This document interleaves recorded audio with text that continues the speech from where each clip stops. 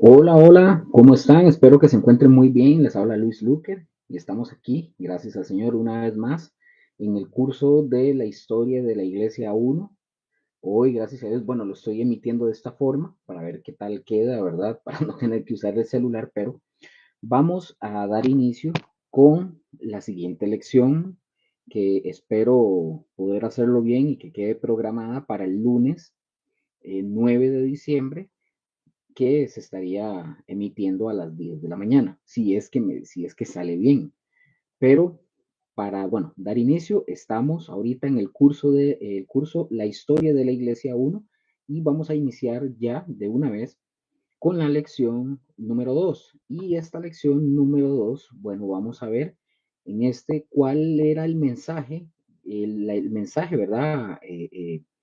Por el cual la iglesia primitiva, bueno, el que tenía que dar. Nada más estoy haciendo aquí ahora sí. Entonces, vamos a ver el mensaje de la iglesia primitiva. Es la lección número 2. Y bueno, damos gracias a Dios por lo que Él nos permite ir aprendiendo día con día, ir mostrándonos Él en su palabra para que nosotros conozcamos más de Él en todo sentido con su palabra y los hechos que han sucedido también en la historia. Alguien dijo por ahí una vez, el que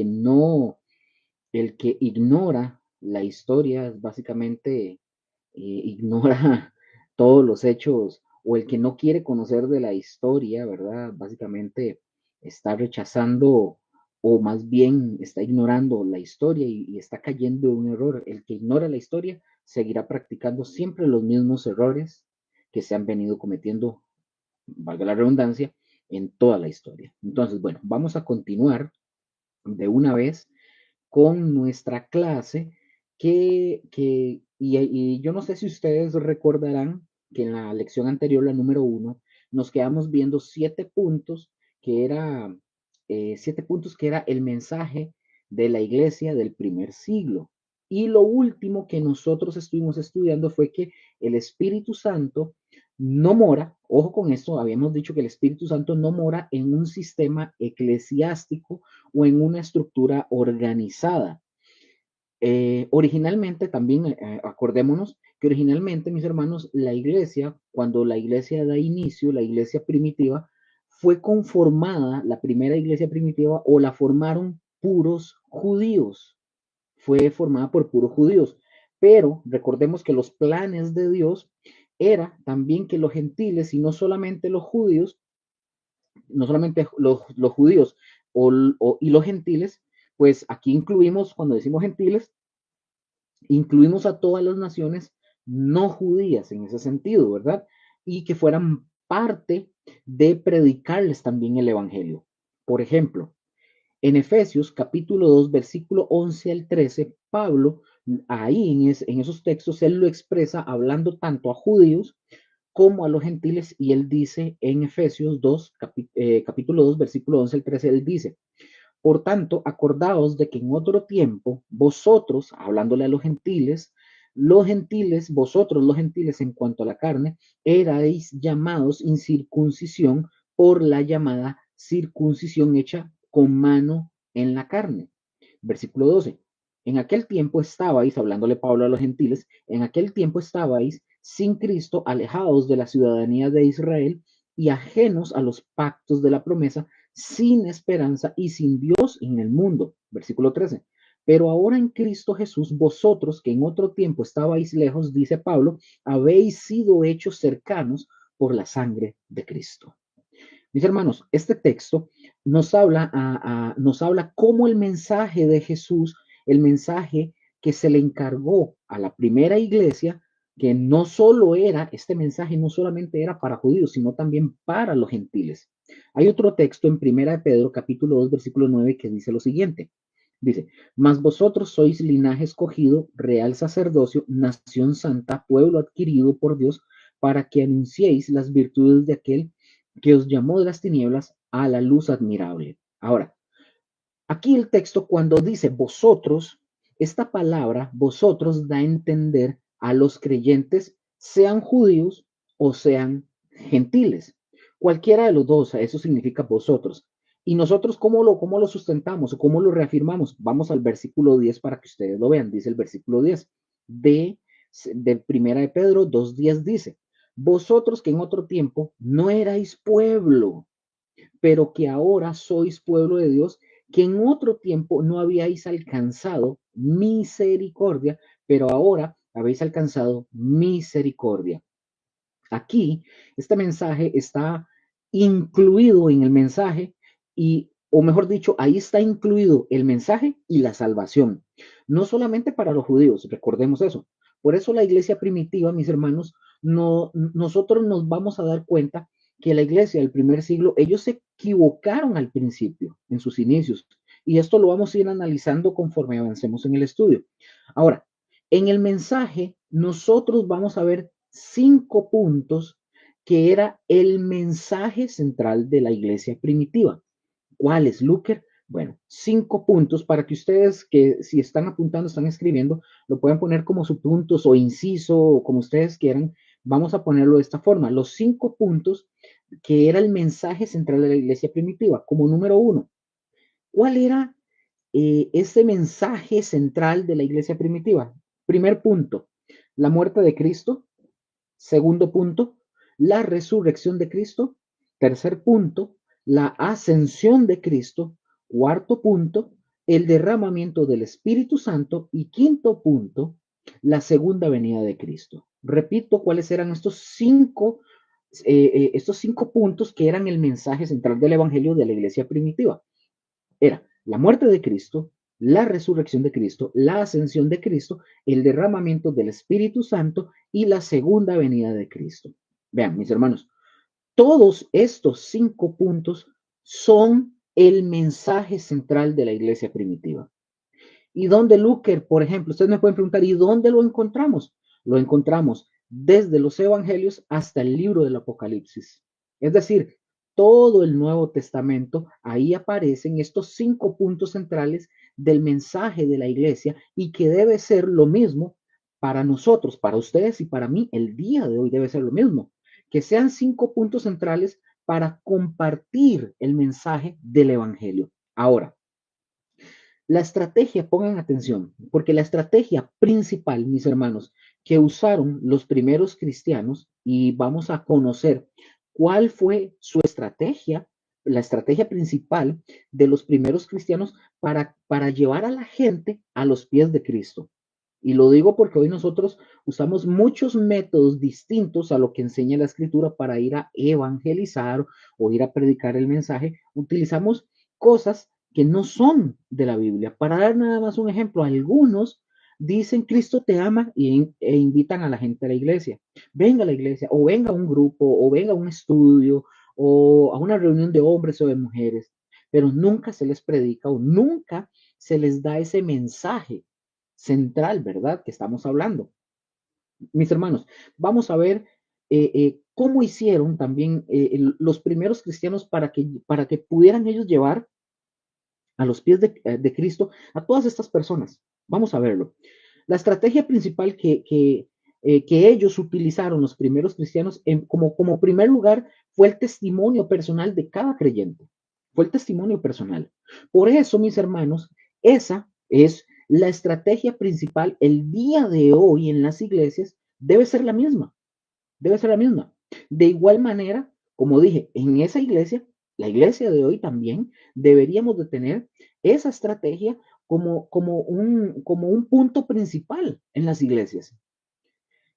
La estrategia principal que debemos de tener para la predicación del Evangelio, como punto uno, podría ponerlo así, es el testimonio personal de cada uno de nosotros. ¿Qué quiero decir con esto de decir el testimonio personal de cada uno de nosotros? Hablar de un testimonio personal, mis hermanos, tanto, por ejemplo, de la iglesia primitiva, de donde nosotros aprendemos para hacerlo. Ahora, ¿qué significa esto para aprenderlo de ellos? Vean, mis hermanos, esto significa que a donde quiera que ustedes y yo nos movamos, a donde quiera que usted y yo estemos o vayamos, cada uno, cada creyente, debemos de llevar este mensaje poderoso a través de nuestras vidas. Y esta, ojo con esto, y esta es la realidad. Fíjense esto es lo que se ha dejado de hacer en la predicación del Evangelio. ¿Por qué digo eso? Yo no estoy diciendo, y quiero aclarar, yo no estoy diciendo que con el testimonio de nuestra vida es que vayamos a contarle a la gente lo que nosotros éramos antes, de dónde Cristo me sacó y que yo antes era una persona que vivía en los cafetales y que era un asaltante o un alcohólico. Así. Yo no estoy diciendo eso. Yo no estoy hablando de ese tipo de testimonio. Y como dije, esta es una realidad que esto hoy en la actualidad es algo que se ha dejado de hacer en la predicación del Evangelio. En lugar de hacer esto, se han creado, por ejemplo, campañas, se han creado cruzadas, se han creado conciertos, etcétera, etcétera. Y hacer esto o hacer aquello para entretener a la gente. Algunos dicen, vamos a evangelizar aquí, vamos a evangelizar allá. Yo no digo, quiero aclarar, yo no digo que no se haga eso, o yo no digo que eso sea malo en sí. Sí se puede hacer, pero nosotros tenemos que entender que la estrategia fundamental es que cada creyente, ustedes y yo, cada cristiano, predique el mensaje del evangelio con poder por medio de qué? De sus vidas. O sea, el testimonio personal. Por ejemplo, voy a darles un ejemplo. Supongamos que yo soy mecánico. Ahí yo tengo un taller, suponiendo, yo tengo un taller. Y en lo que yo hago como mecánico y el cómo yo trabajo y el cómo yo cobro y cómo yo trato a los clientes, el trato de las personas, ahí yo tengo que ser un testimonio personal de quién es Cristo para mí, que Cristo es mi Señor. Es decir, si yo muestro un testimonio personal, yo tengo que ser transparente y digo a la persona, mira, me trae el carro y tiene un problema de cambiarle un bombillito, ¿verdad? Para la luz, un bombillito de la luz. Yo, como soy cristiano y voy a demostrar ese testimonio personal de Cristo a la persona, yo voy a ser honesto con la persona y le voy a decir, mira, lo que hay que cambiarle es este bombillito y este bombillito cuesta 2,000 colones, que no es nada. Eso es lo que cuesta. Y te cobro, el bombillito vale 2,000 y la mano de obra mía te cobra otros 2,000, son 4,000 colones, suponiendo, ¿verdad? Estoy haciendo un supuesto. Pero si usted dice ser cristiano y no hace eso, usted le dice, mira, usted sabe que es el bombillito y usted le dice, hay que cambiar el motor, hay que cambiarle el disco del clutch. No, es que hay que cambiarle esto, hay que cambiarle, ahora hay que quitarle las rótulas y no sé qué. No, hay que ser honestos. Por eso digo que eso es fundamental. Si yo tengo, por darle otra vez el ejemplo, soy mecánico, pues yo tengo que ser testimonio ahí en mi taller, en lo que yo hago, en cómo yo trabajo, en cómo yo cobro y cómo yo trato a mis clientes, cómo yo trato a las personas. Ahí yo tengo que ser un testimonio personal para ellos de que Cristo es mi Señor, que ellos lo vean. Si yo trabajo, por dar otro ejemplo, si yo trabajo en un hospital, suponiendo, es la misma manera, es lo mismo. El testimonio personal es importante. Si yo voy a hablar de Cristo, yo tengo que hablarlo con mi propia vida. Y si alguno de ustedes, por ejemplo, ahora ustedes trabaja en su casa o tal vez no, tal vez tienen trabajos seculares, pero su trabajo es desde la casa. Si ustedes, vamos a ver, si ustedes van a la carnicería o van al mercado, es de la misma forma. Es el trato, es su vida que ustedes muestra a Cristo con su testimonio. Es la misma forma. Esa, mis hermanos, era la estrategia de la iglesia primitiva.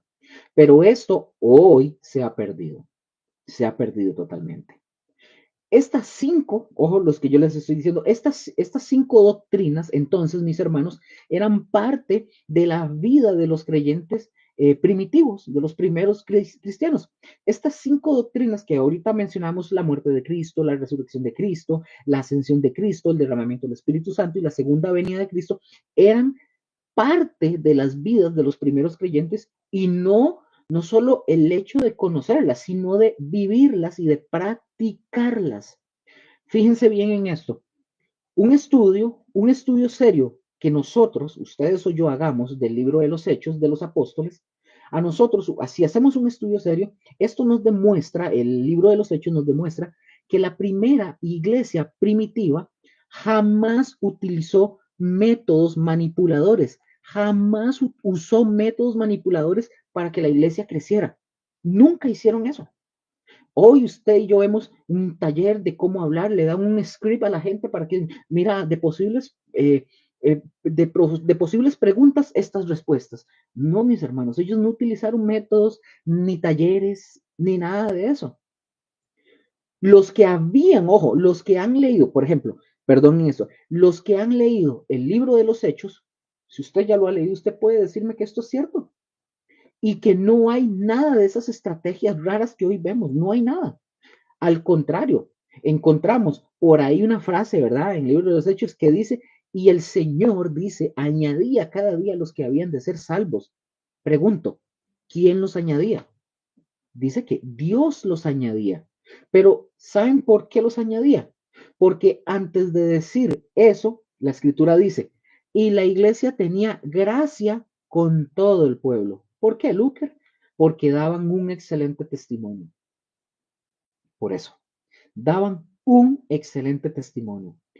Entonces, el libro de los Hechos, mis hermanos, por eso se convierte en el manual de cómo debe ser la iglesia de Jesucristo. Ese es el manual de cómo debe ser la iglesia.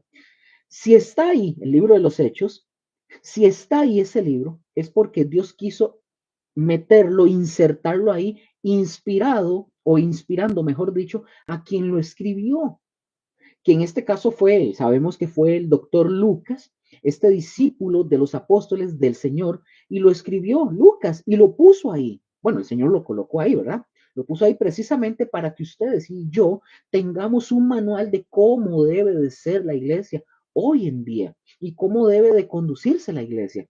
Este, mis hermanos, es un libro que debemos de conocer muy bien ustedes y yo para tener una visión más clara de la iglesia y cómo la iglesia debe de funcionar.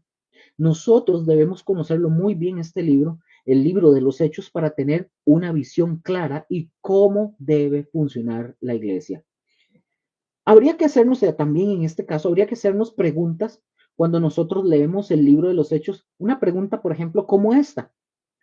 ¿Qué cosas de ellos, o sea, de la iglesia, no las hemos hecho nosotros para que las hagamos? ¿Qué cosas hicieron ellos de la iglesia primitiva que nosotros no las hemos hecho y nosotros tenemos que hacerlas? Otra vez le repito, ¿qué cosas de ellos no las hemos hecho nosotros para que las hagamos? Otra pregunta, ¿qué necesitamos corregir y cambiar? ¿Qué necesitamos corregir y cambiar? Vamos a ver esto. Voy a darles, mis hermanos, en este curso, o en esta lección, mejor dicho, voy a darles 12 puntos de un panorama rápido de cómo se registró en el libro de los Hechos la vida de comunión continua de los creyentes. Pregunto, ¿cómo era esta vida de los creyentes de aquella iglesia primera que menciona el libro de los Hechos? Bueno, y vamos a hacernos preguntas en cada una para ver cómo estamos nosotros en ese sentido. Ahora, ¿qué es lo primero que registra, por ejemplo, el libro de los Hechos de los primeros creyentes? ¿Qué es lo que registra? Ahí lo pueden ustedes ponerlos como, como subpuntos. Como número uno, eran creyentes llenos del Espíritu Santo. Ojo con esto, es el primero de estos 12 puntos, y vamos a hacer algunas preguntas, vamos a ver, eran creyentes, número uno, eran creyentes llenos del Espíritu Santo para empezar, eran llenos del Espíritu Santo. Ahora, y pregunto, ¿de qué estamos llenos ustedes y yo el día de hoy? ¿Será lo mismo? ¿Estamos llenos del Espíritu Santo? Ya, esta simple pregunta ya nos está confrontando la enseñanza con esta primera pregunta. ¿De qué estamos llenos nosotros? ¿Del Espíritu Santo? Bueno, los primeros cristianos estaban llenos del Espíritu Santo, entonces debemos de preguntarnos, ¿qué tan llenos somos nosotros del Espíritu Santo? Usted se la responderá en casa. Número dos, los creyentes de aquel tiempo eran creyentes que vivían en arrepentimiento y se notaba. Número dos, los creyentes de aquel tiempo eran creyentes que vivían en arrepentimiento y se notaba. Es que se notaba. ¿Qué significa esto, Luker? que ellos escucharon el mensaje del Evangelio, y acuérdense que el mensaje del Evangelio comienza con ¿qué? Arrepiéntete porque el reino de los cielos, ¿qué? Se ha acercado a vosotros. Así es como comienza el mensaje del Evangelio. Y el arrepentimiento, mis hermanos, no solamente es venir con Jesús y decir, Jesús, me arrepiento de todos mis pecados pasados, perdóname, y creo que tú eres el único que puede hacerlo. Y bueno, Jesús sí te perdona tus pecados, pero ya es todo. Eso ya es todo. No, mis hermanos, no. Desde aquí comienza una vida de arrepentimiento que se debe de notar en cómo ustedes y yo vivimos. Los creyentes, por ejemplo, de aquel tiempo, se les notaba que vivían en esa vida de arrepentimiento continuo, todos los días. Entonces, la pregunta que haríamos aquí es, ¿se nota en ustedes y en mí que realmente vivimos en arrepentimiento? Algunos, me imagino que algunos creyentes de la iglesia, ustedes dirán, sí, sí, sí. Entonces yo les digo, bueno, si usted dice sí, ¿por qué entonces usted vive gritándole, por ejemplo, a su esposa? O por qué has dejado a tus hijos, o por qué no tratas bien al vecino, por qué tratas mal a tu trabajador, a tu empleado. ¿Mm? Si usted dice que sí, que usted vive un constante arrepentimiento y está lleno del Espíritu Santo, ¿por qué usted trata mal a sus empleados? ¿Por qué usted no paga a tiempo? ¿Por qué les grita? ¿Por qué usted maltrata a sus hijos? Los maltrata, los agrede. ¿Mm? Ahí se los dejo. Se debe notar, mis hermanos, que ustedes y yo vivimos en un arrepentimiento. Todo esto, mis hermanos, lo encontramos en el libro de los Hechos. Todo esto, todo esto. Número 3. Los primeros creyentes eran llenos de la palabra de Dios, llenos de sabiduría. Otra vez, repito, número 3. Los primeros creyentes eran llenos de la palabra de Dios, llenos de sabiduría. Ahora, creyente que creía en el Señor Jesús, se comía la palabra de Dios, la devoraba.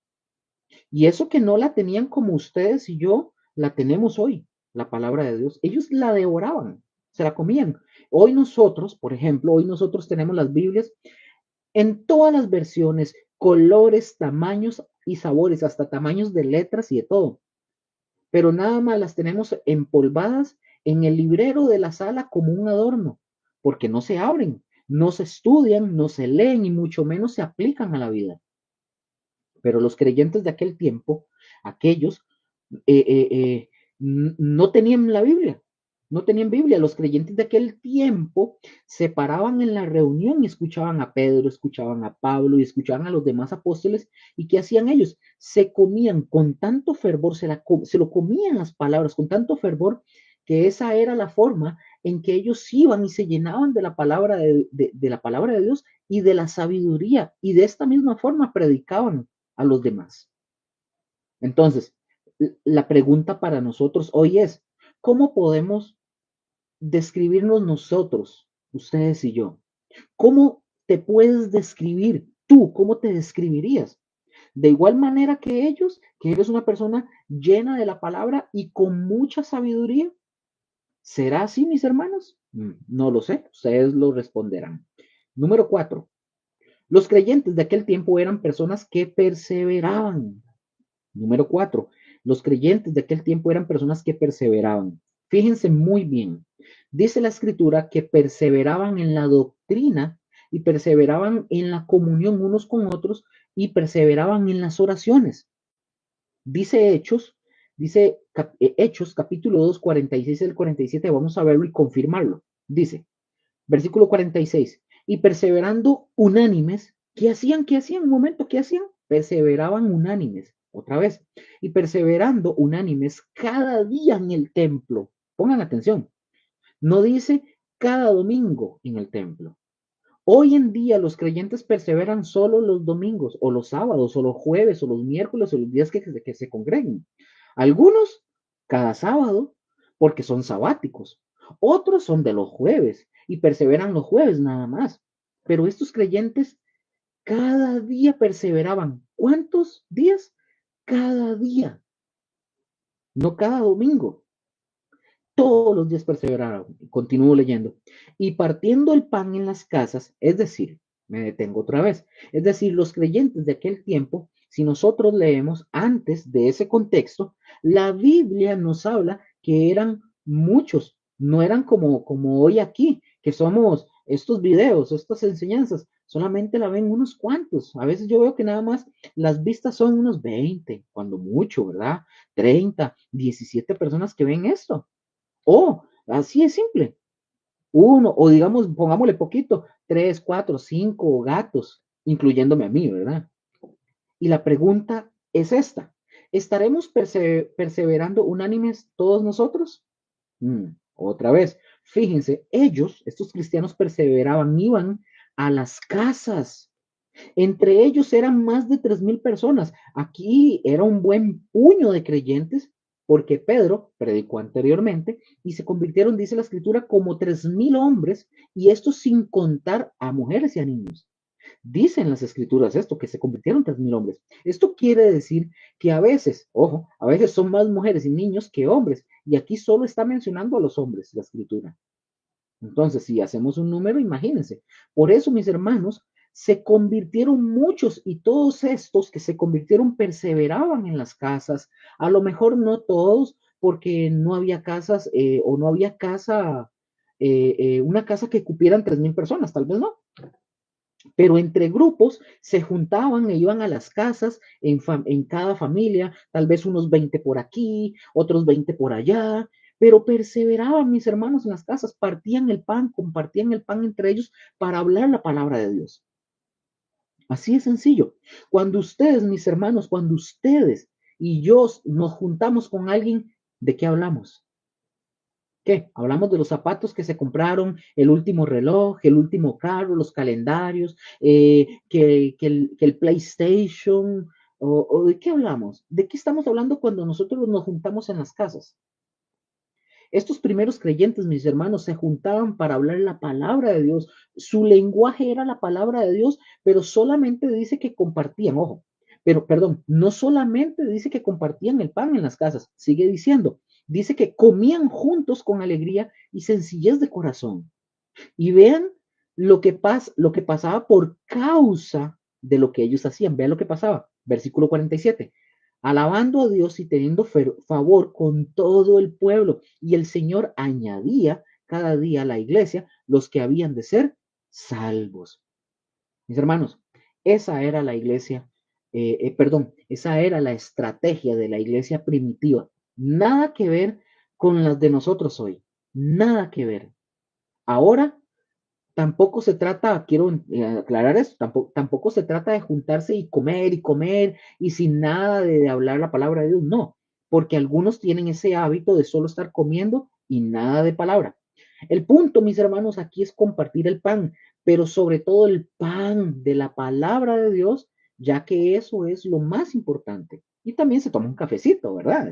Qué rico, y un pancito, etcétera. Pero bueno, vamos a otro punto. Punto número 5. ¿Cómo eran estos cristianos? Habíamos dicho que eran 12 puntos. Vamos por el punto número 5. Número 5 dice, eran creyentes de buen testimonio, obedientes a la palabra de Dios. Pregunto, no voy a, otra vez el punto número 5 es, ojo, eran creyentes de buen testimonio y obedientes a la palabra de Dios. Pregunto, ¿se podrá decir lo mismo de nosotros que somos obedientes a la palabra de Dios? ¿Se podrá decir lo mismo? ¿O, o estaremos catalogados entre los medio obedientes? ¿O a lo mejor poco obedientes? ¿Cómo estaríamos catalogados nosotros ante Dios? Son preguntas que ustedes pueden responderse ustedes, ¿verdad? Pero fíjense cómo nosotros aprendemos. Por eso, mis hermanos, el libro de los Hechos, yo les dije, es un manual para la iglesia el día de hoy. Ahí es donde la iglesia de hoy debe de poner su mirada de cuál debe ser la meta o el objetivo de una iglesia o de todas las iglesias, mejor dicho. Nuestro objetivo es ser como la iglesia primitiva, como el Señor la fundó y la estableció al principio, no como ya los hombres hemos desfigurado totalmente a la novia de Cristo. La hemos vestido mal para presentarla el día de las bodas, o sea, no la vamos a poder presentar más bien. ¿Cómo eran los creyentes de la iglesia primitiva? Vamos viendo. Punto número 6. Eran creyentes dispuestos a padecer por causa de Cristo. Repito esto. Punto número 6. Eran creyentes dispuestos a padecer por causa de Cristo. ¿Dónde lo podemos ver esto, Luker? Por ejemplo, en el capítulo 4 de Hechos. Nosotros podemos ver a los primeros cristianos, Pedro y Juan, padecen por causa de Cristo, porque predicaron, ¿se acuerdan que le predicaron a un cojo en la puerta del templo La Hermosa, ¿verdad? Le predicaron, oraron por este hombre y Jesús sanó a este hombre. Es decir, hizo un milagro en el cojo, que era un cojo de nacimiento. Entonces, ¿qué pasó? La noticia llegó a los líderes religiosos y los mandaron a traer. Los mandaron a traer. ¿Y qué les hicieron? Los agarraron, se los llevaron al Sanedrín y los metieron a un rato, los metieron por un rato en la cárcel. Les hicieron muchas preguntas, los azotaron, los golpearon y les dijeron, no vuelvan a hablar en ese nombre. Pero ellos, ojo, pero ellos estaban dispuestos y no solo aquí, más adelante nosotros volvemos a ver que regresa otra vez el padecimiento, pero ellos ya estaban dispuestos. Nosotros, ¿qué tan dispuestos estamos a padecer por causa de Jesús? ¿Estamos dispuestos de pagar un precio por causa de Jesús? Son preguntas que usted responderá a usted en lo personal.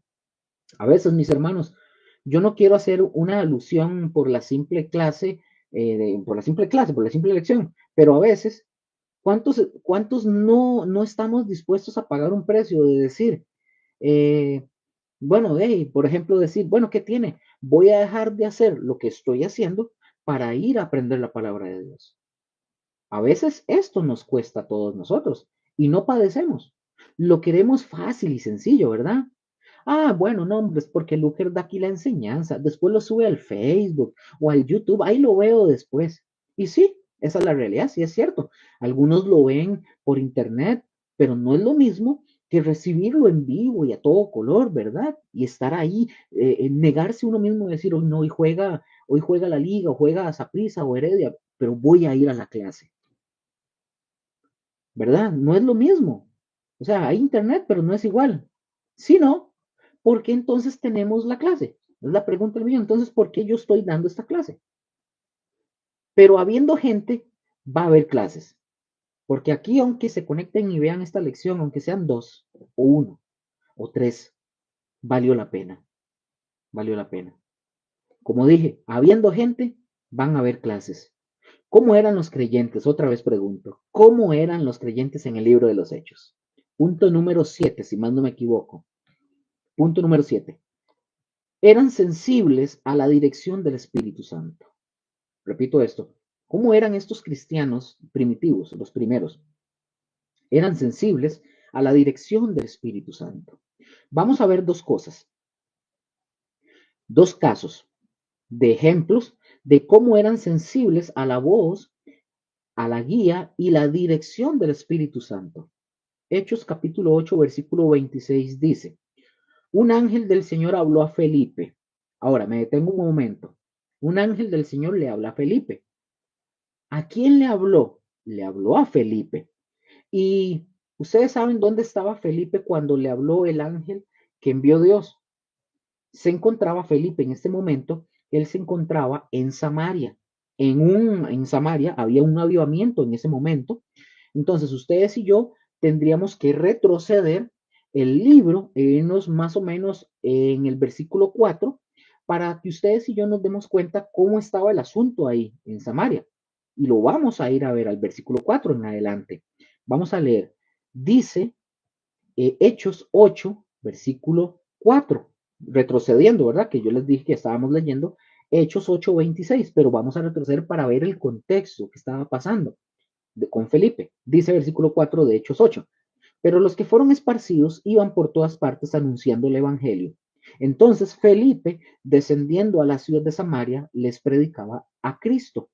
Y la gente unánime escuchaba atentamente las cosas que decía Felipe, oyendo y viendo las señales que hacía.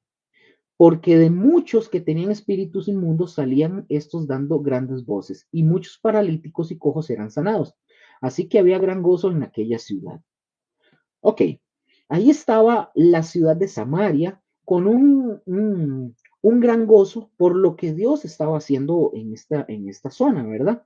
Y de repente, aquel gran gozo, perdón, y de repente en aquel gran gozo viene el ángel, viene con Felipe y le dice el ángel, le dice, levántate y ve hacia el sur por el camino que desciende de Jerusalén a Gaza, el cual es desierto. Pregunto, ¿y qué hizo Felipe? Simple y llanamente obedeció. O sea, Felipe era sensible a la voz de Dios, era sensible. Cuando ustedes y yo somos sensibles a la voz de Dios, mis hermanos, Dios nos puede mandar un ángel, Dios puede mandar un predicador, Dios puede mandar hasta un burro para hablarnos, como le habló a Balaán, ¿se acuerdan esa escena en el Antiguo Testamento? O como le habló a Pedro con un gallo. Dios puede, mis hermanos, enviarnos, pero si somos sensibles, si no somos sensibles, no vamos a ser capaces de oír la voz de Dios. Felipe no solamente oyó la voz del ángel, porque más adelante vean lo que pasó. Versículo del 27 al 32 dice, de Hechos 8 dice, entonces, aquí hablando de Felipe, entonces él se levantó y fue. Y sucedió que un etíope, eunuco, funcionario de Candace, reina de los etíopes, el cual estaba sobre todos sus tesoros y había venido a Jerusalén para adorar, volvía sentado en su carro y leyendo al profeta Isaías. Y el Espíritu dijo a Felipe, acércate y júntate a ese carro. Acudiendo Felipe, le oyó que leía el profeta Isaías y dijo, pero ¿entiendes lo que lees? Él le dijo, ¿y cómo podré si alguno no me enseñare? Y rogó a Felipe que subiese y se sentara con él. Versículo 32. El pasaje de la escritura que leía era este, me detengo un momento. El de Isaías 53 era este, el de Isaías 53, versículo del 7 al 8. Brinquemos ahora. Brinquemos de Hechos 8, vamos a brincar al versículo 34, porque ya sabemos que más o menos viene y ya lo conocemos. Vean lo que dice el versículo 34 de Hechos 8, con Felipe, ¿verdad? Respondiendo el eunuco dijo a Felipe, te ruego que me digas de quién dice el profeta esto, de sí mismo o de algún otro. Entonces Felipe, abriendo su boca y comenzando desde esta escritura, le anunció el evangelio de Jesús. Ese, mis hermanos, ese es el punto, es la sensibilidad al Espíritu Santo, porque el Espíritu Santo muchas veces nos puede hablar para que hablemos a una persona y que le prediquemos a una persona. Por ejemplo, a mí hace años me había pasado, por darles un ejemplo, me había pasado ya en ocasiones, en algunas ocasiones, esto cuando yo estaba empezando en el caminar, ¿verdad? Con Dios. Por ejemplo, yo iba en el bus y Dios me decía, me hablaba y me decía bien claro, háblale a esta persona que está aquí. Entonces, la oportunidad, a mí se me daba en algunas ocasiones la oportunidad como Felipe, con este eunuco, de predicarle el evangelio de Jesús a estas personas. Y esa persona ya no puede decir, digamos, en ningún día, ay, Señor, es que a mí nunca nadie me habló de ti, Señor. Fíjense, hay que ser sensibles, eso es muy importante. Así eran los creyentes de sensibles, eran sensibles a la voz del Espíritu Santo. Otro ejemplo, otro ejemplo eh, eh, para que veamos cómo eran sensibles estos hombres. En Hechos capítulo 16, versículo 6, está hablando Pablo y Silas, y dice la escritura en el versículo 6, y atravesando Frigia y la provincia de Galacia, les fue prohibido por el Espíritu Santo hablar la palabra en Asia. Eso es el Espíritu Santo que le dijo a Pablo y a Silas. Aquí el Espíritu Santo les dijo, no van a hablar aquí, ni se van a entretener aquí. Ahí no. Pero después, en el verso que sigue, vea lo que dice. Y cuando llegaron a Misia, Pablo y Silas llegaron a Misia, intentaron ir a Bitinia. ¿Pero qué sucedió ahí? Pero el Espíritu no se los permitió. Otra vez, eran sensibles al Espíritu Santo. Versículo 8 al 10 dice, y pasando junto a Misia, descendieron a Troas, y se le mostró a Pablo una visión de noche. Un varón macedonio estaba en pie, rogándole y diciendo, pasa a Macedonia y ayúdanos. Cuando Pablo vio la visión, enseguida procuramos partir para Macedonia, dando por cierto que Dios nos llamaba para que les anunciásemos el Evangelio. Aquí, mis hermanos, simple y sencillamente lo que yo quiero es que ustedes y yo observemos la sensibilidad, cómo entendió Pablo. ¿Cómo entendió Pablo? Ustedes me pueden explicar cómo entendió que el Espíritu Santo los estaba llevando a Macedonia y no a Asia y no a Bitinia. ¿Cómo lo supo Pablo? Ustedes me pueden explicar cómo lo supo. Bueno, porque había una relación y había la sensibilidad para escuchar la voz del Espíritu Santo y ser dirigidos por el Espíritu Santo. Hoy en día, mis hermanos, hay algo que carece el cristianismo y es precisamente de esta sensibilidad para ser dirigidos por el Espíritu Santo. No se tiene esa sensibilidad, no se tiene. No se tiene esa misma comunión de qué tan sensibles somos al Espíritu Santo. Y pregunto, ¿cómo eran los creyentes? Otra vez, ¿cómo eran los creyentes en el libro de los Hechos? ¿Cómo eran? Preguntas que hay que ir viendo, ¿verdad? Y tratar de contestar. Punto número 9, si más no me equivoco. Espero no estar equivocado, pero son 12 puntos. Eran creyentes con una relación personal e íntima con Dios, llamados para una misión. Repito este punto, número 9. Eran creyentes con una relación personal e íntima con Dios, llamados para una misión. Pregunto, ¿cómo es nuestra relación con Dios? ¿Cómo es nuestra relación con Dios? ¿Estamos ustedes y yo convencidos de lo que estamos haciendo, que es lo que Dios quiere que hagamos para Él? ¿Estamos ustedes y yo convencidos que en lo que estamos sirviendo es lo que Dios desea que ustedes y yo sirvamos para Él? Así eran los primeros cristianos, mis hermanos. ¿Cómo eran los creyentes de la primera iglesia? Punto número 10. Eran creyentes trabajadores en la obra del Señor. Aquí hay un punto interesante. Eran creyentes trabajadores en la obra del Señor. ¿Qué hacían ellos? Se esforzaban por la obra de Dios. Ellos no medían su tiempo por la obra de Dios. Y aquí es donde yo tengo que preguntar, ¿qué tan trabajadores somos ustedes y yo, nosotros, para la obra de Dios? A veces yo tengo que decirlo, a veces es increíble ver a otros que no tienen la verdad del Evangelio, pero son trabajadores. Por ejemplo, los testigos de Jehová, vamos a ver, los testigos de Jehová, es increíble. La pulsean y no dejan de hacer lo que hacen e insisten y le dan y le dan y le dan y le dan, pasan y tocan puertas siempre. Y a base de eso han logrado que mucha gente los siga a ellos. Y si nosotros sabemos, un ejemplo, si nosotros sabemos que la verdad está en la Biblia y que ellos, los testigos de Jehová, enseñan doctrinas equivocadas y conforme a la escritura, que no son conforme a la escritura, ¿por qué nosotros no trabajamos para la obra de Dios? ¿Por qué no nos esforzamos por la obra de Dios? Mis hermanos, los primeros creyentes trabajaban duro. Como eran creyentes en el libro, vamos a ver, no, perdón, otra vez pregunto, ¿cómo eran estos creyentes, verdad? ¿Cómo eran los creyentes en el libro de los Hechos de la primera iglesia? Punto número 11. Eran creyentes dispuestos a quebrantar toda tradición humana. Repito esto. Eran creyentes dispuestos a quebrantar toda tradición humana.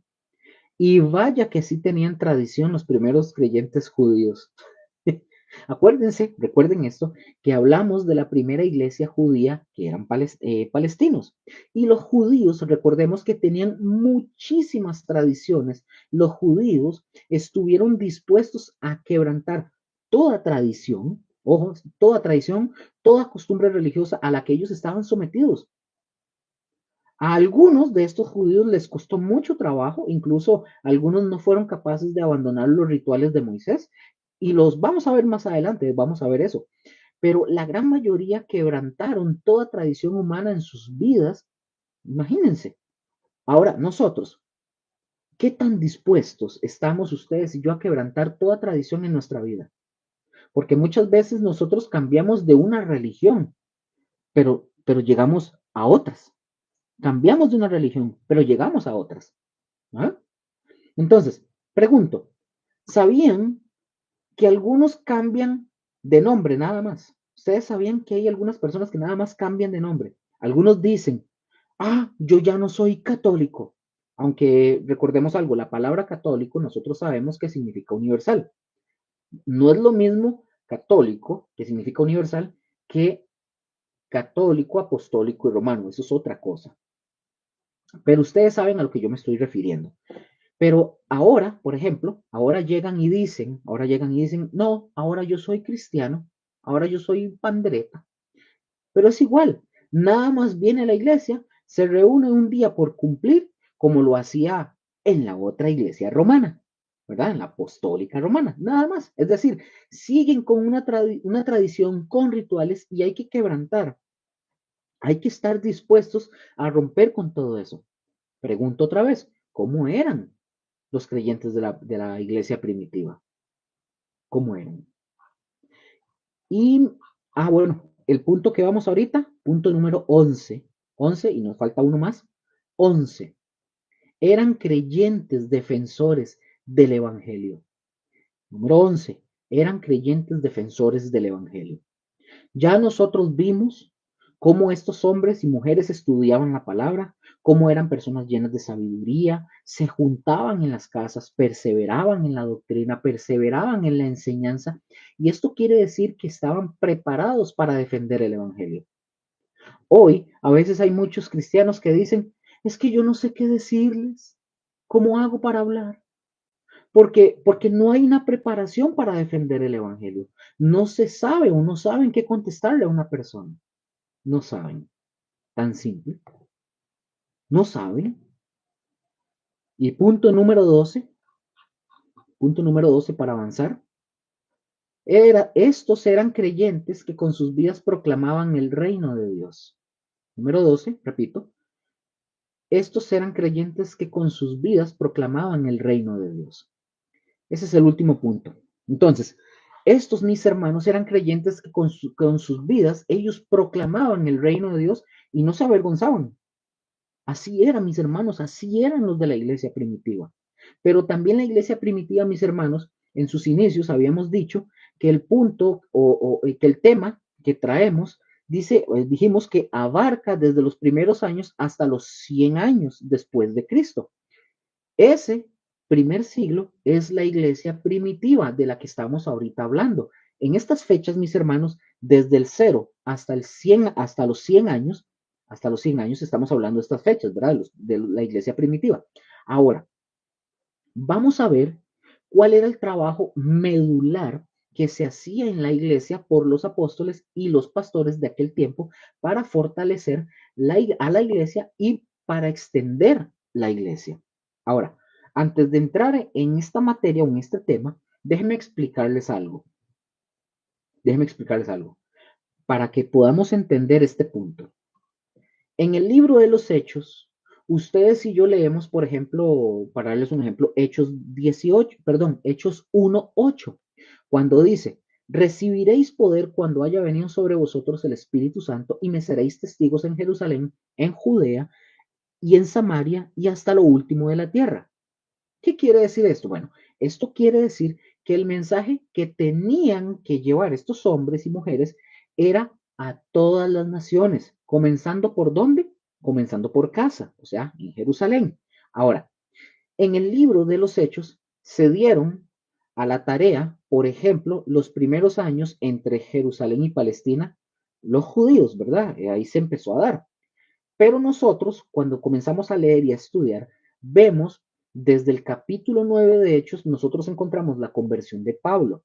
Y desde el capítulo 9 en adelante, nosotros vemos que el llevar el mensaje del Evangelio a los gentiles, a Pablo, pues, el mensaje del Evangelio a los gentiles por medio de Pablo. Ahí es donde nosotros lo vemos. Ahora, aunque el primero, recordemos algo, aunque el primero que le predicó a los gentiles, nosotros ya sabemos que fue Pedro en el capítulo 10, nosotros lo vemos. Pero con Pedro, mis hermanos, esto era para confirmar Dios a Pedro por la iglesia judía que se había levantado, para confirmar que ese mensaje no era solo para ellos, sino era también para los gentiles. Ya después, mis hermanos, Dios levanta a Pablo. Ojo, levanta a Pablo como el apóstol a los gentiles, pero el mensaje del Evangelio ya se había extendido. Y en el libro de los Hechos nosotros vemos cómo ya habían crecido iglesias en los viajes misioneros de Pablo y partes donde había ido ya se habían fundado y, y también estableció iglesias cristianas. Ahora, era necesario que la iglesia hiciera un trabajo medular, tanto por los apóstoles como los pastores. Ahora, en ese tiempo les llamaban obispos, que los dejaban como encargados de las iglesias para trabajar evidentemente en las iglesias. Y ahora, pregunto, ¿cuál era esta obra medular? ¿Cuál era este trabajo medular? Efesios 4:11. Pablo, el apóstol Pablo, lo explica en esta carta y estamos, recuerden, estamos haciendo como un recorrido resumido del libro de los Hechos y lo que se tuvo que hacer para, para hacer lo que se logró, ¿verdad? Entonces, Efesios 4:11, Pablo aquí nos revela algo muy importante que dice. Efesios 4:11 dice, y él mismo constituyó a unos apóstoles, a otros profetas, a otros evangelistas, a otros pastores y maestros. Aquí, mis hermanos, aquí nosotros encontramos cinco y nosotros les llamamos cinco dones ministeriales. Y son dones, son regalos de Dios para los hombres para poder llevar a cabo la obra de Dios. Ahora, estos cinco dones o estos cinco dones ministeriales eran importantes para el levantamiento de la iglesia de Cristo. ¿Con quién? Hombres que fueran llamados a estos ministerios para que ellos hicieran la obra de edificar la iglesia. Ahora, recordemos algo, que la iglesia no son los muros, la iglesia no son las paredes, no es poner ladrillos, ladrillo tras ladrillo o block tras block, no. La iglesia es cada creyente, esa es la iglesia que ellos iban a edificar. Estos cinco ministerios de los que habla Efesios, cada creyente que es parte de la iglesia de Jesucristo, tenían que ser ellos los que venían y conocían al Señor, tenían que ser edificados. Y recordemos que en una edificación lógico, cuando hablamos de edificar a los creyentes, ¿a qué nos estamos refiriendo? A ser afirmados, a ser establecidos, a ser capacitados, formados, etcétera. Todo este tipo de cosas. Ahora, aquí hay un punto interesante desde lo que se nos está enseñando y que aparece en el libro de los Hechos con la primera iglesia. El levantamiento de estos dones ministeriales. ¿Quién es el que los constituyó, estos dones? Cristo es el que los constituyó. Es decir, el llamado a estos ministerios viene de quién? Viene directamente de Dios. Entonces, nadie, ni yo, ni ustedes, podemos ponernos por nosotros mismos. No es que alguien por ahí, ¿verdad? Viene, entra a la iglesia y dice, bueno, yo tengo ganas de hacer una iglesia. No, no, no, no, no. Eso no es. Tiene que haber un llamado y una confirmación por el liderazgo que es el que se le envía. Yo les pongo un ejemplo, yo estoy haciendo una función aquí por un don ministerial que el Señor me ha dado, pero yo para poder ir a hacer otra cosa, yo debo de ser confirmado por el Señor y enviado por mis líderes, o sea, por mi liderazgo, mis pastores. No como hacen unos, me voy de la iglesia porque no se hace lo que yo digo, o no se sienten cómodos, o un sinfín de cosas y se van y hacen sus rollos y sus cosas y se creen pastores, se creen profetas, se creen apóstoles, maestros, etcétera, y empiezan a hacer sus rollos. Y no fueron llamados y no fueron enviados. Empezando. Tal vez sí tienen el llamamiento, pero no han sido ordenados como Dios establece. Eso es otra cosa. Entonces, mis hermanos, tiene que haber un llamado y una confirmación por el liderazgo, que es el que los envía. Entonces, nadie puede ponerse por sí mismo, porque si lo hace esta persona, está usurpando un lugar que no le corresponde. Yo no soy pastor, yo no puedo usurpar el lugar de mi pastor Josué. Él es el pastor. Yo estoy, yo soy parte del cuerpo, yo estoy haciendo una función también en colaboración en la edificación del cuerpo.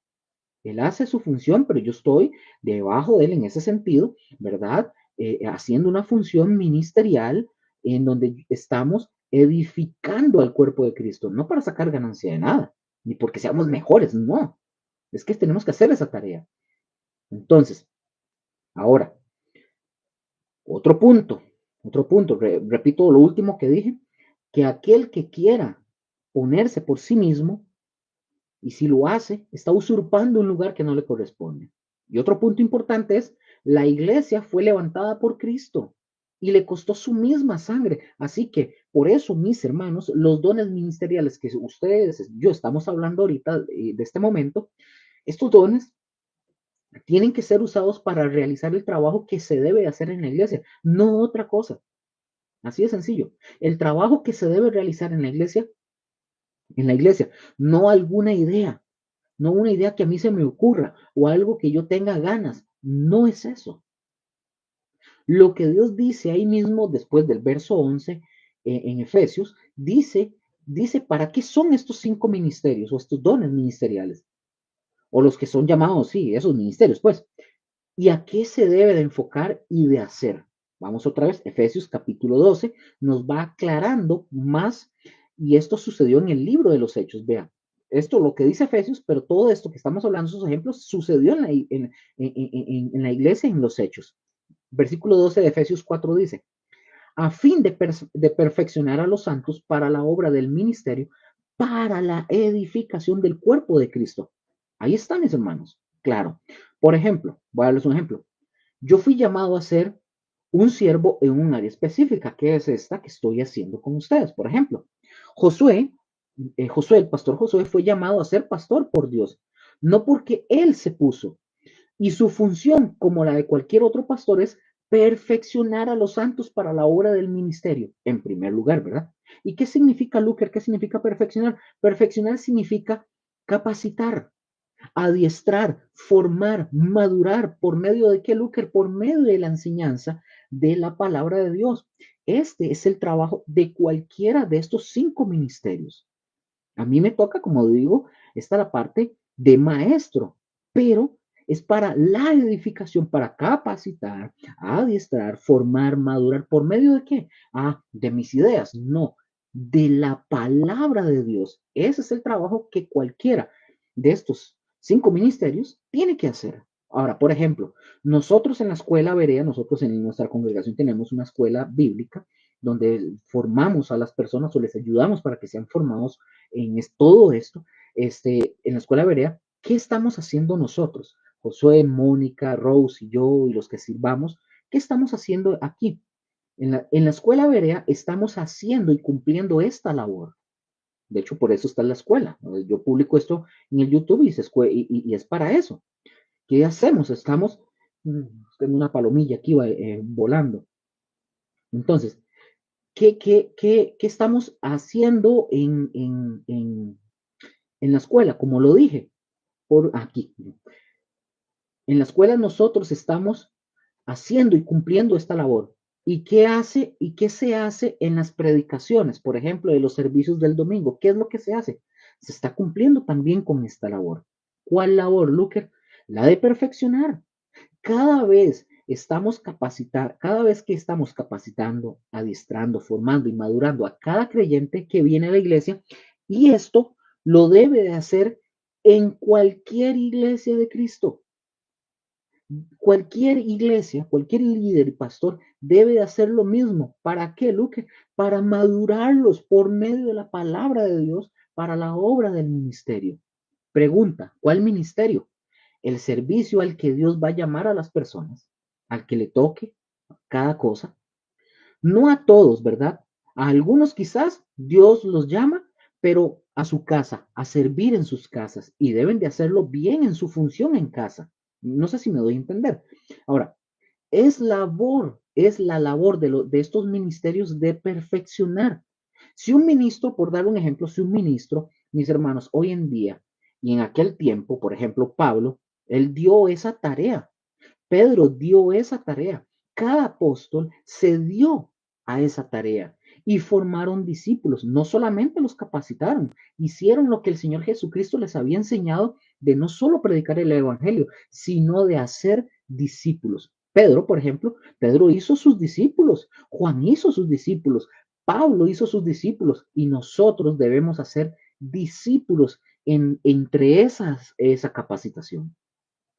Ahora, en segunda de Timoteo, capítulo 3, versículos 16 al 17, yo mencioné que el instrumento que ellos usan o usamos, mejor dicho, los ministros o los que servimos y que usaron también en aquel tiempo, como Pablo, Pedro y los demás apóstoles, para capacitar a los creyentes de aquel tiempo, ¿qué fue lo que utilizaron? La palabra de Dios, la enseñanza de la palabra de Dios. Ahora nosotros vamos a confirmar, a afirmar esto con este pasaje. Ojo, dice el versículo 16 de lo que estamos hablando ahorita de segunda de Timoteo 3:16. Vean lo que dice. Toda la escritura es inspirada por Dios. ¿Cuánta? ¿Cuánta es inspirada por Dios? Un poquito. No, dice que toda, no dice una parte, toda. Primer punto, primer punto. Aquí hay que entender algo. Si la palabra de Dios es el medio por el que yo voy a capacitar, por dar un ejemplo, a adiestrar, a formar y hacer madurar y hacer entender la vida que Dios espera de un creyente, y la Biblia me dice a mí que toda la escritura es inspirada por Dios, yo tengo, ojo, yo tengo que partir desde ahí, con toda la fe del mundo, sabiendo que mientras yo predique la palabra de Dios, yo estoy predicando la vida de Dios mismo. Así de sencillo. Cuando dice la escritura, toda la escritura es inspirada, esta palabra inspirada significa el soplo, el aliento de vida que Dios le dio. Eso significa a quien él ordenó hacer la escritura. Ahí está el soplo de la vida de Dios. Y ese soplo de la vida, está aquí en la escritura, en nuestra Biblia. Por eso cuando uno predica, el pastor o uno está predicando la palabra de Dios, el soplo de Dios está saliendo de nosotros para que la gente escuche. Ustedes están ahorita escuchando lo que yo les estoy enseñando y el soplo, no yo, ¿verdad? El soplo de la palabra de Dios es la vida de Dios mismo que está llegando a ustedes. Cuando se predica, mis hermanos, cuando se predica otra cosa que no sea la palabra de Dios, no está el soplo de Dios. Pero si ustedes y yo predicamos la palabra, ¿qué es la palabra? La vida de Dios mismo a través de su aliento. Así de sencillo. Por eso dice la escritura en 2 Timoteo, toda la escritura es inspirada por Dios. Desde ahí, mis hermanos, ahí dice, Señor, si yo predico tu palabra, esta está inspirada, tiene tu soplo de vida. Eso quiere decir, mis hermanos, que ustedes y yo al predicar es vida de Dios corriendo hacia la gente que está escuchando. Así de sencillo. Sigue diciendo 2 Timoteo 3, un momento para conectar esto. Según de Timoteo 3, sigue diciendo, 16 dice, toda la escritura es inspirada por Dios y dice, y útil para enseñar, para redarguir, para corregir, para instruir en justicia. Fíjense cómo estos elementos de la palabra de Dios cumplen con las características anteriores que el ministro va a adiestrar, va a capacitar, va a formar y va a hacer madurar a los oyentes, a los creyentes, como Luther, por la palabra de Dios. ¿Y por qué? Porque la palabra de Dios, a través de ella, enseña, a través de ella la palabra de Dios redarguye, y si alguien de los que se está capacitando, que se está adiestrando, que se está formando, que se está madurando algún área de su vida que no está bien, pues a través de la palabra se le va a redarguir, se le va a corregir, se le va a instruir para ser un hombre justo, honesto, verdadero y sincero. Versículo 17, según de Timoteo 3 dice, a fin de que el hombre de Dios sea perfecto, enteramente preparado para toda buena obra. Y perfecto significa maduro. Ahora, veamos nada más hasta dónde llega esto de la palabra de Dios. Nos capacita para realizar toda buena obra de Dios, ¿verdad? Ninguna mala, ninguna mala. Toda buena obra de Dios. Así que mis hermanos, los ministros, por ejemplo, los ministros llamados con un don ministerial fueron llamados para enseñar la palabra de Dios y adiestrar por medio de ella, formar por medio de ella y hacer madurar por medio de ella. Pero no fuimos llamados, pongan atención, no fuimos llamados para enseñar psicología, ni sociología, ni ser coaching cristianos, ni nada de eso, ni ninguna reunión social, sino para enseñar correctamente la palabra de Dios. Así era la iglesia en el libro de los Hechos. Por eso nosotros vemos cómo se levantaron tantas iglesias. Fue como un boomerang, fue increíble. Ahora, ahora con esto, la labor, dijimos, es de instruir, dar indicaciones. Ahora, todo eso de adiestrar, ¿para qué era, mis hermanos? Para que los creyentes eh, eh, para que los creyentes, todo para edificar el cuerpo de Cristo, que es la iglesia. Y la palabra, recordemos esto, la palabra edificar, mis hermanos, nosotros la podemos traducir como para levantar, para madurar, para unir lazos entre los miembros. Por ejemplo, en el tiempo que nosotros tenemos de congregarnos, yo puedo ver que el pastor no puede solo. El pastor no puede, ningún pastor puede solo. No puede llevarlo a cabo él solo todo. Sería imposible para él hacerlo solo.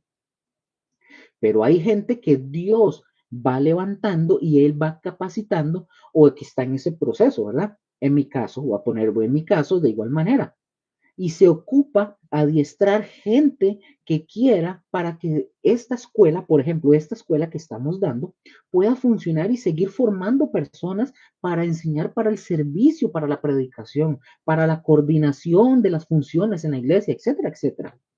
Y si ustedes se fijan, porque sí debe ser, uno solo no puede.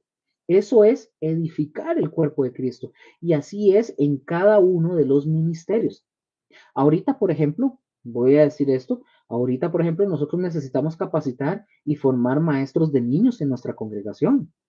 Necesitamos que venga gente y se congregue, donde se les adiestre y se les forme para hacer su función con los niños. Es exactamente lo mismo.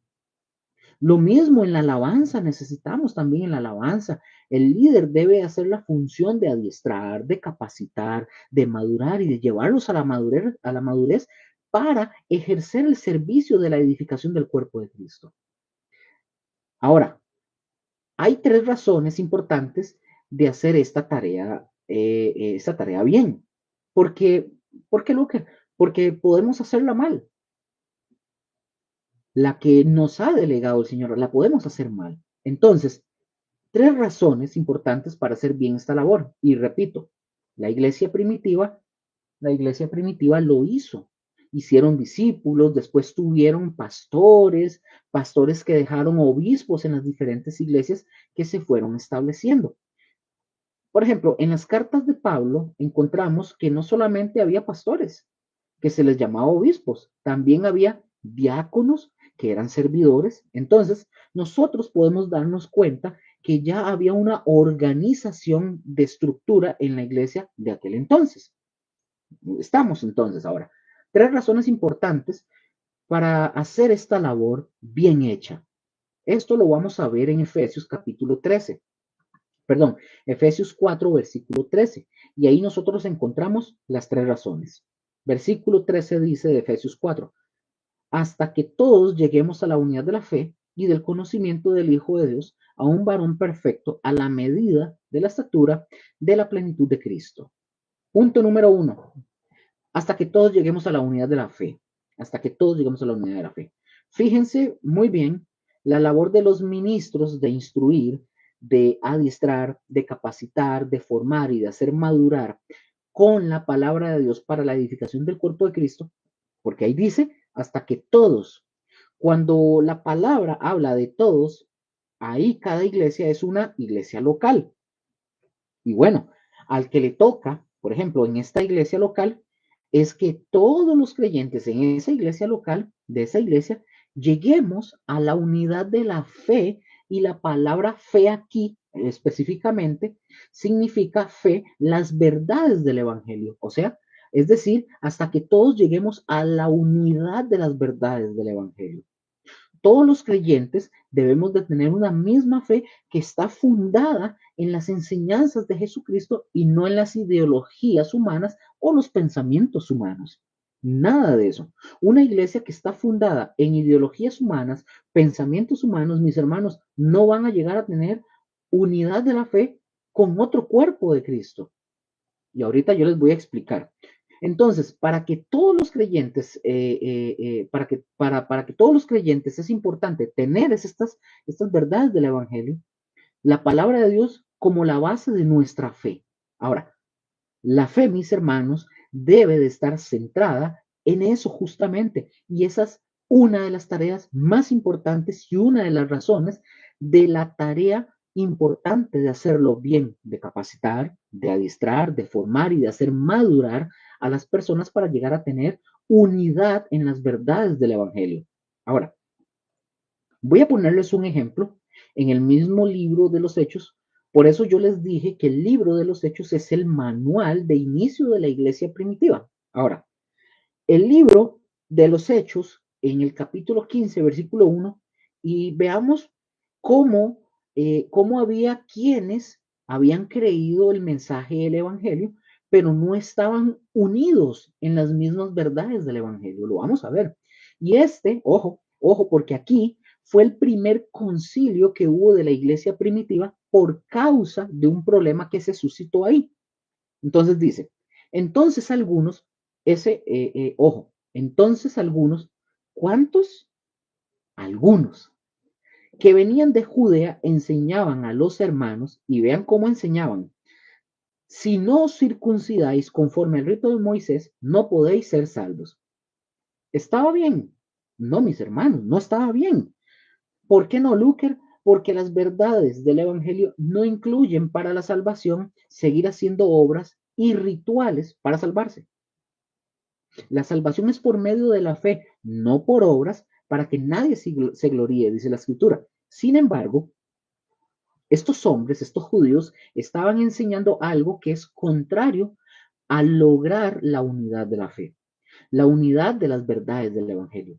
Y esto, mis hermanos, causó un problema y nosotros seguimos leyendo el versículo 2 que dice, ojo, como Pablo y Bernabé tuviesen una discusión, ¿qué tuvieron?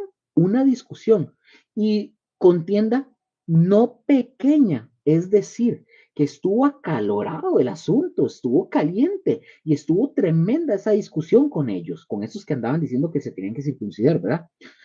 Dice el texto, se dispuso que subiesen Pablo y Bernabé a Jerusalén y algunos otros de ellos a los apóstoles y a los ancianos para tratar esta cuestión. Ahora, pensemos en esta escena, mis hermanos. Aquí Pablo todavía no es reconocido como un apóstol entre los apóstoles del Señor que estaban en Jerusalén. Bernabé es alguien que sí lo conocía porque lo enviaron a Antioquía cuando vieron lo que estaba pasando en la iglesia, que estaba creciendo, y lo enviaron a Antioquía y ahí Bernabé se conoció con Saulo y Bernabé y Saulo andaban ya juntos.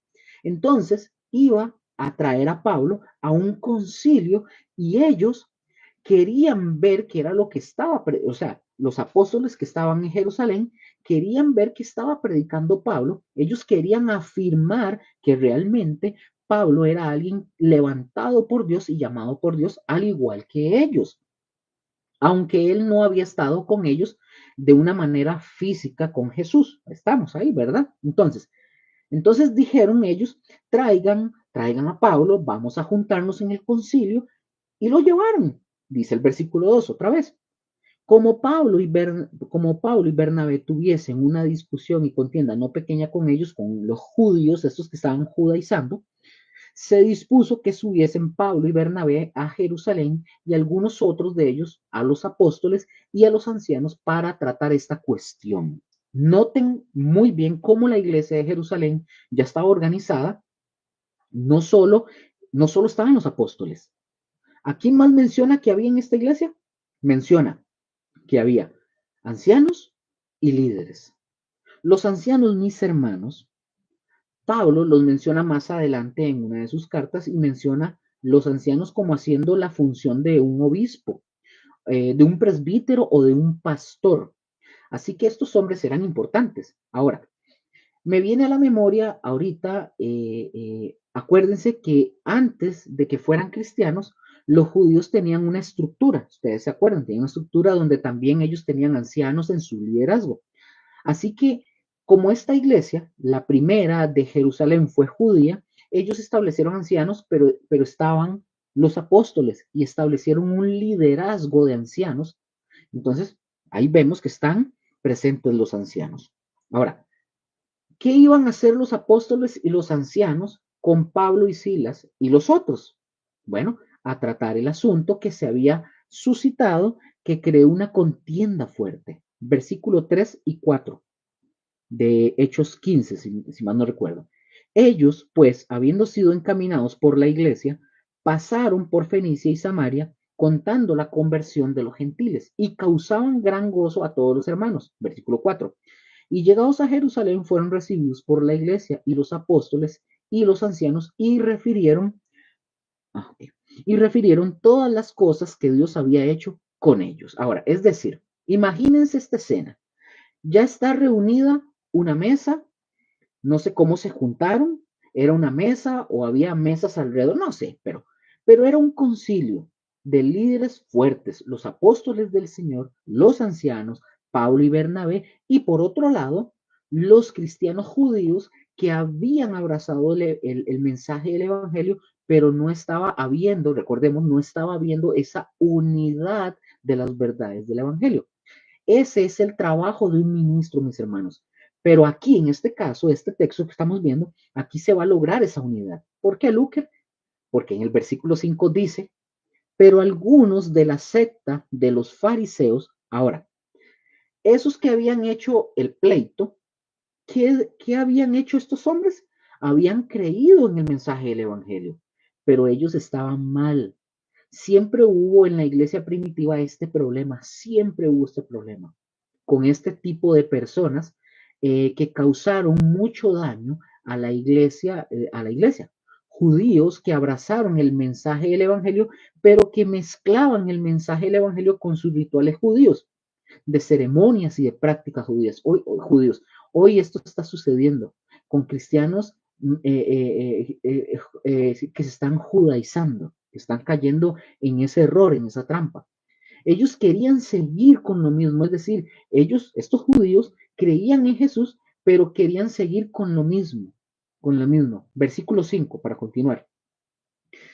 Pero algunos de la secta de los fariseos que habían creído se levantaron diciendo, otra vez mis hermanos, vean, se levantaron en medio del concilio y dijeron, es necesario circuncidarlos y mandarles que guarden la ley de Moisés. Pregunto, ¿qué era lo que causaba la división? Era ese mensaje, mis hermanos, estaba causando división. ¿Se fijan? ¿Qué era lo que estaba causando la división? El mensaje de estos judíos, porque este mensaje no era el mensaje de las verdades del Evangelio. Entonces dice el versículo 6 y 7. Y se reunieron los apóstoles y los ancianos para conocer de este asunto. Y después de mucha discusión, Pedro se levantó y les dijo, varones hermanos, ojo, no les dijo varones apóstatas, les dijo, varones hermanos, vosotros sabéis como ya hace algún tiempo que Dios escogió que los gentiles oyesen por mi boca la palabra del Evangelio y creyesen.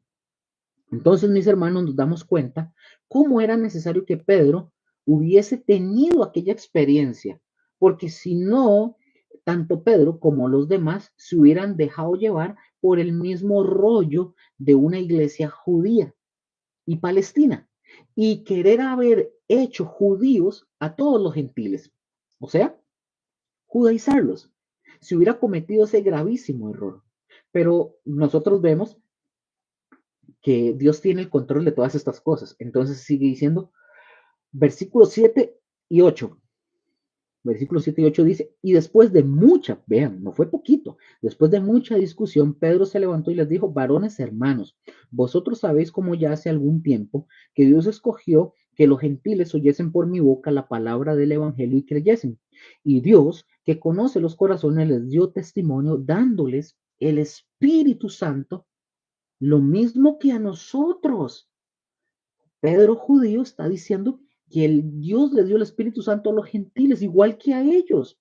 Ahora, alguien podría decirme, porque ya ha sucedido y sucede en iglesias que enseñan y dicen, es que si usted no diezma, usted no es salvo. Si usted no celebra el Shabbat, está en maldición y no es salvo. Mis hermanos, de igual manera, si usted no corrige y no cambia su enseñanza, no vamos a poder compaginar con las verdades del Evangelio, nunca. Porque las verdades del Evangelio no enseñan que alguien se salva por diezmar o celebrar fiestas, calendarios, lunas, eh, eh, costumbres judías, el sábado, etcétera. Pregunto, ¿quién se salva por dar diezmos o celebrar alguna fiesta o costumbres o ritos? No hay un solo texto en la Biblia que diga eso. Mis hermanos, la salvación es por fe y sigue siendo por fe.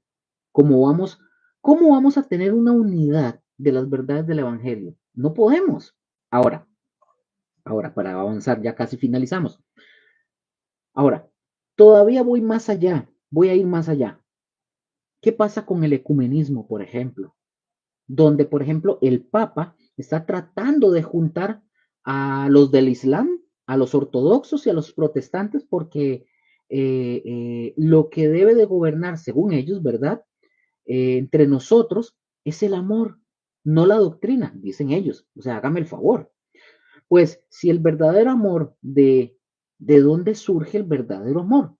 Surge de la doctrina, mis hermanos. Un verdadero amor se da por la doctrina. ¿Cómo voy a tener unidad de las verdades del Evangelio con un musulmán que dice que Cristo no es el Mesías? Es imposible. Por eso, mis hermanos, es importante esta labor y esta labor la hizo la iglesia primitiva y por eso la iglesia primitiva, como el caso del ejemplo que yo les acabo de dar, trabajaron para que no fuera de esta forma.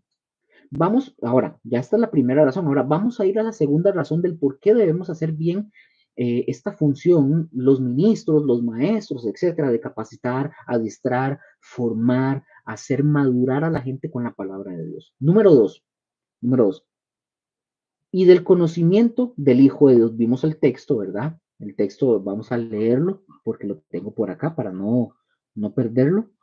Dice, porque dice, hasta que todos lleguemos a la unidad de la fe, y luego sigue diciendo Efesios 4:13, y del conocimiento del Hijo de Dios. Recordemos que son tres que están en este mismo texto.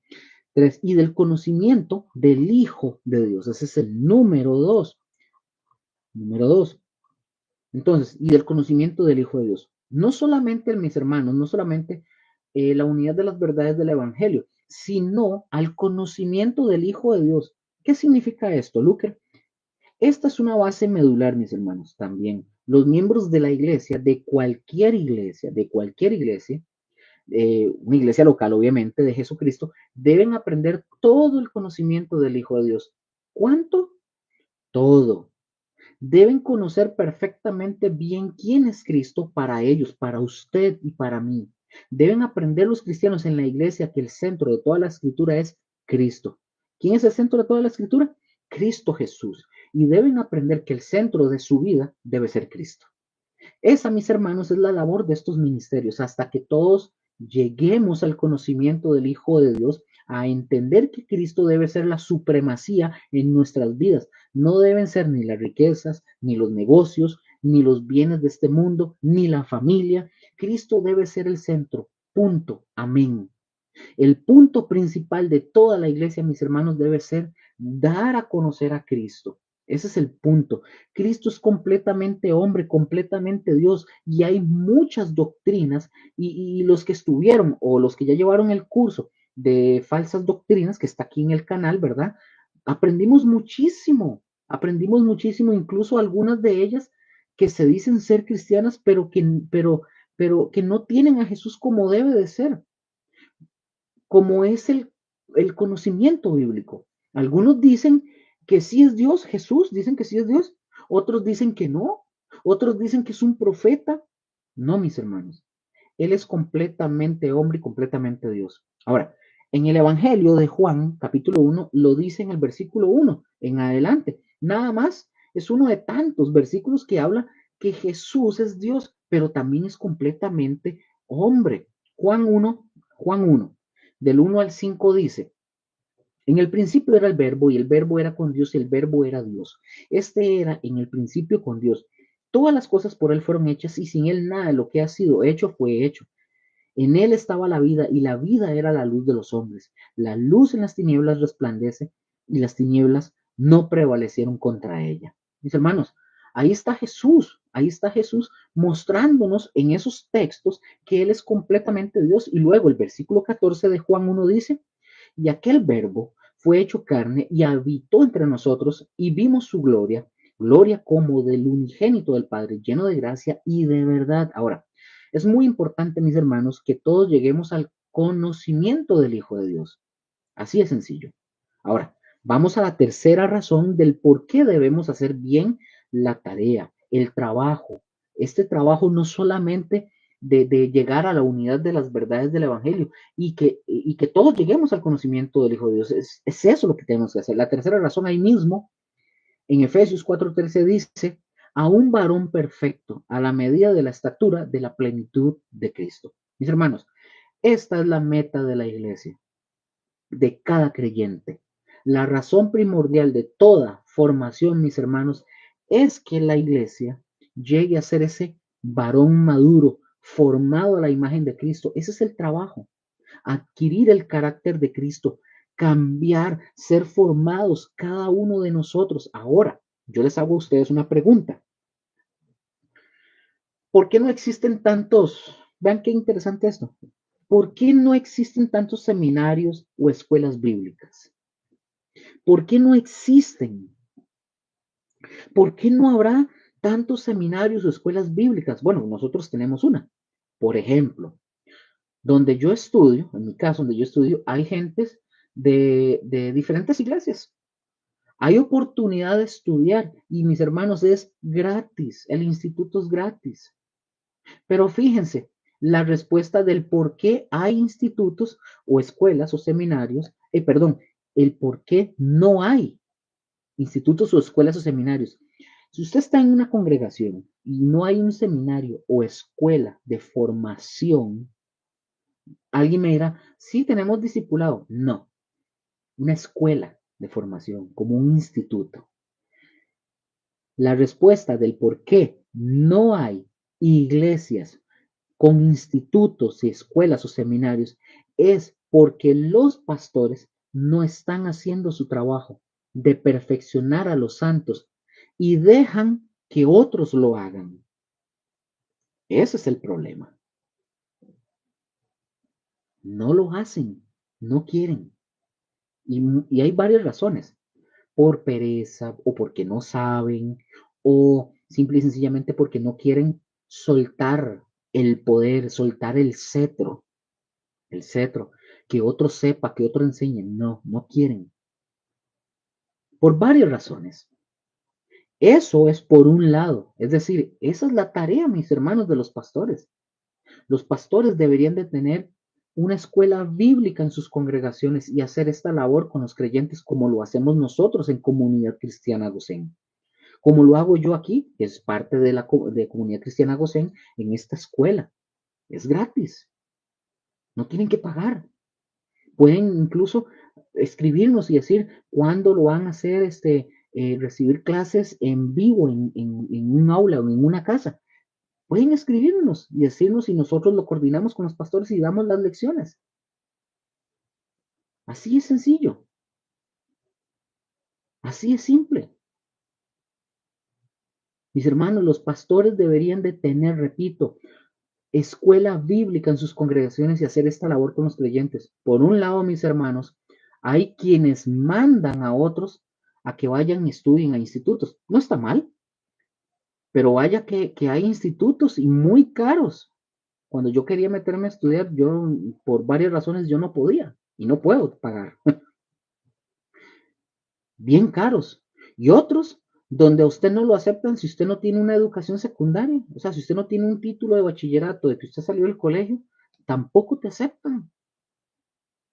Yo, por ejemplo, mis hermanos, yo estudio en este instituto hace unos años. Yo vengo alrededor como desde el 2015, más o menos. Estudio, y yo lo he dicho, lo hice de una manera autodidacta porque ellos no están aquí en el país, yo lo hago de forma virtual, no son de Costa Rica. Lo hago de una forma, digamos, autodidacta, por así decirlo. Yo tomo las lecciones, las estudio y voy, etcétera, todo eso. Hoy Hay bastantes oportunidades, mis hermanos, pero muchísimos no dejan de ser carísimos. Y como dije, hoy, gracias a Dios, que, que, ustedes tienen la oportunidad de estar en este instituto, esta escuela bíblica Berea, de nosotros aquí, para que ustedes aprendan, y es gratis. Y no quieren, pero bueno. Pero por otro lado, mis hermanos, muchos de los que hay, de los institutos, muchos están metidos en cada enseñanza teológica liberal, modernista, que no enseñan la palabra de Dios. Se enfocan en enseñar tantas otras cosas como filosofías humanas, coaching, psicólogo, bueno, cualquier cantidad de basura, esa es la palabra. Y voy finalizando, mis hermanos. Parecen como el sacerdocio, ¿verdad? Saben, perdón, sí, el sacerdocio, pero me refiero a los sacerdotes católicos. ¿Ustedes saben cuántos años estudia un sacerdote para ser un sacerdote católico? Ellos estudian alrededor más o menos de 12 años, o sea, para que alguien sea un sacerdote, son 12 años aproximadamente. Alguien me dirá, híjole, tanto tiempo, pero aprenden mucho. Bueno, ¿saben qué estudian durante 12 años estos hombres?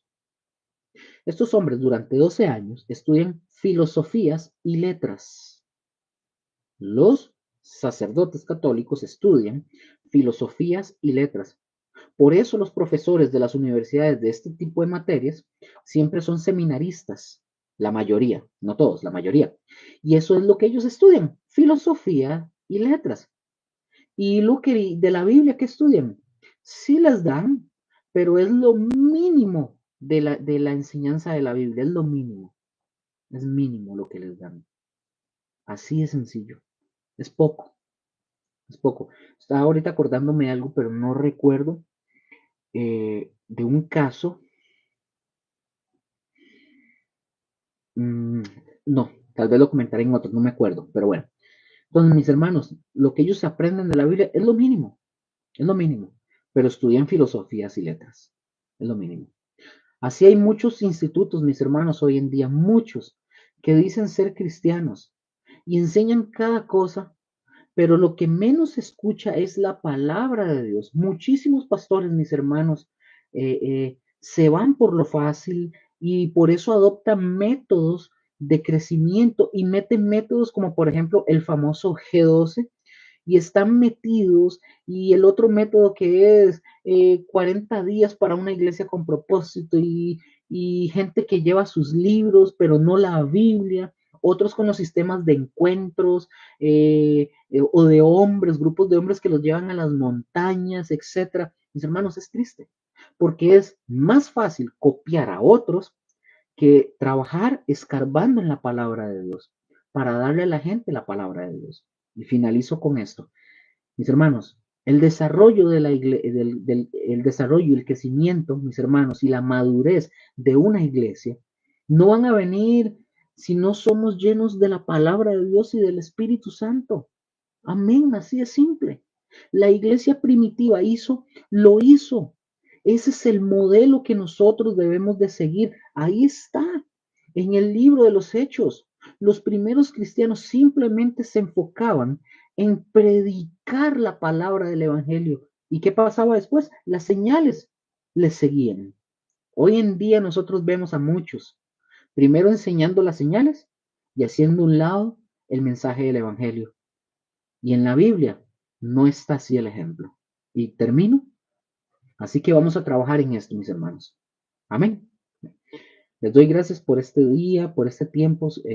Vamos en la siguiente lección, Dios primero, para ver aquí nada más las fechas para que ustedes lo tengan. Estamos hoy, eh, esta lección es para el 9, lunes 9 a las 10 de la mañana. La otra lección, la tercera, la tenemos el 16. Dios primero el 16. Luego vamos a tener libre el 23, el 30 y entraríamos hasta enero 2025, donde vamos a continuar con esta materia de la historia de la iglesia. Mis hermanos, les bendigo mil veces. Espero que estén arraigados y de verdad aprendamos y tomamos ejemplo de cómo era la iglesia primitiva.